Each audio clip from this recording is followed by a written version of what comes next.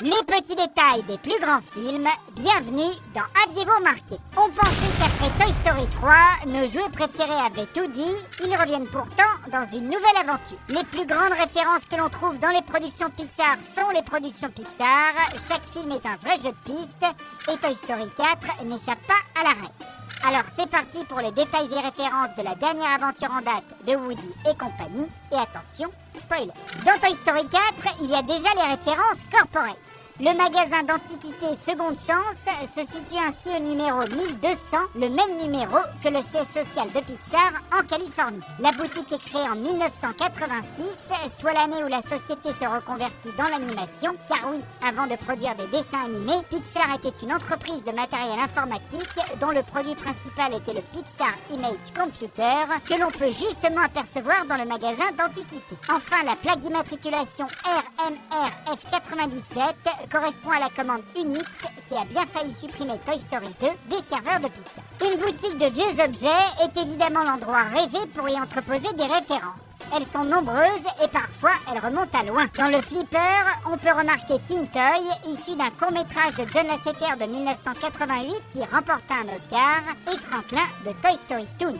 Dans ce même flipper, on peut aussi apercevoir des figurines vintage de Star Wars, Obi-Wan Kenobi et Baba, qui semblent reproduire la fameuse scène de la cantina. Enfin, les dessins à l'entrée rappelleront les masques de l'aquarium du dentiste dans Nemo. Et ce n'est pas tout. L'insigne sur l'assiette est celui de King Fergus dans Rebelle. Il y a aussi la boîte de Casey Junior Cookies que l'on voit dans Mille et une pattes et qui était également une référence au train qui emmène Dumbo. Et juste à côté, c'est le masque de plongée dans Nemo et au-dessus de la mer de Bonnie, c'est la canne de Carl, le vieux monsieur de là-haut. Côté véhicule, tout à gauche sur l'armoire, on peut voir la maquette d'une Ford Model T comme le personnage de Lizzie dans Cars. On voit très brièvement Sunwing de Plains sur la droite et la mention Carb County sur la plaque est une référence à Cars, la ville de Radiator Springs où se déroule la trilogie, faisant partie de Carburator County.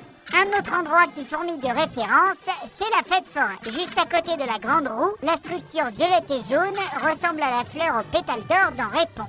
Juste à côté, on peut voir le même chariot de ballon que celui de Carl Frederiksen dans Là-haut. Une attraction s'appelle Jetstream, comme le pseudo de Dusty dans Planes. Sur le stand du forain, les références ne manquent pas non plus. La guitare de Coco, une peluche qui rappelle beaucoup la colère dans Vice Versa, des fusées à l'effigie de la Pixar Ball, une ball que l'on retrouve également dans la boutique Seconde Chance, derrière le fauteuil. Les célèbres fusées du Pizza Planet que l'on a découvert dans le premier Toy Story sont sur les planètes et les casquettes en haut à droite. Quant au fameux camion, il se cache sur le mollet du forain un tatouage. Et la grenouille sur la droite ressemble beaucoup à celle de Toy Story 3 sur le camion du chauffeur à la fin du film. Et ce n'est pas fini.